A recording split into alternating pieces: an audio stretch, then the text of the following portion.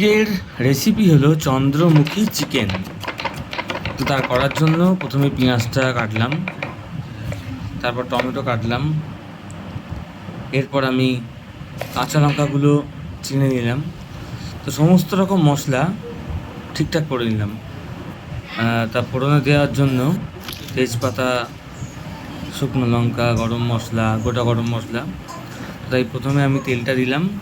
তেলের পর আমি একটুখানি দিয়ে দিলাম চিনি স্বাদের জন্য। তারপরে গোটা গরম মশলা, শুকনো লঙ্কা, তেজপাতা সব দিয়ে নিলাম।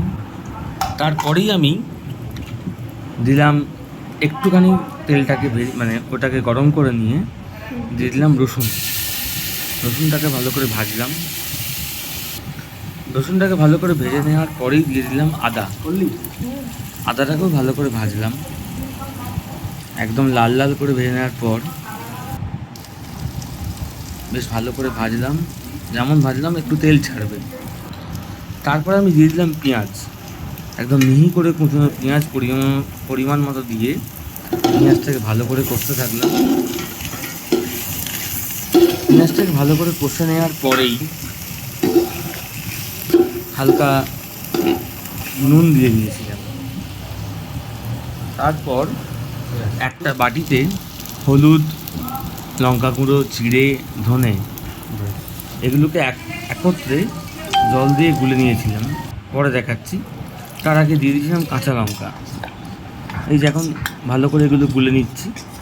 গুলে নেওয়ার পর এগুলো যখন সব ভাজা ভাজা হয়ে গেল, তারপরে আমি দিয়ে দিলাম ওই মিশ্রণটা, হলুদ, লঙ্কা, জিরে, ধনে।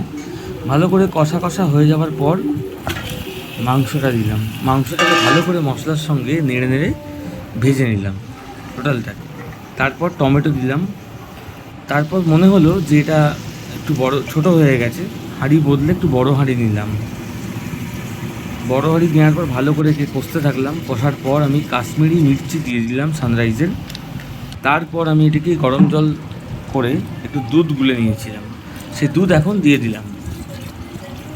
একটা আলাদা টেস্ট আসবে। ভালো করে কষা হয়ে গেল, ওর জল ছাড়লো মাংসের। তারপর আলু দিয়ে দিলাম, ভাজা আলু দিয়ে যখন কষাকষি হয়ে গেছিলো, তারপর একটু জল দিয়েছিলাম। এখন দেখে নিলাম বেশ সুন্দর একটা ঝোল। সুপ্রিয়া দেবী বলেছিলেন রান্নায় আলাদা মাত্রা এনে দেয়। তো সেই শাহি গরম মশলা দিয়ে দিলাম। দেওয়ার পর কিছুক্ষণ ঢাকা দিয়ে তুলে নিয়েছিলাম। যেহেতু আগে কাশ্মীরি দেওয়ার কারণেই বেশ সুন্দর একটা লাল রঙ এসে গেছে। চলুন এবার আমরা এর স্বাদ উপভোগ করি।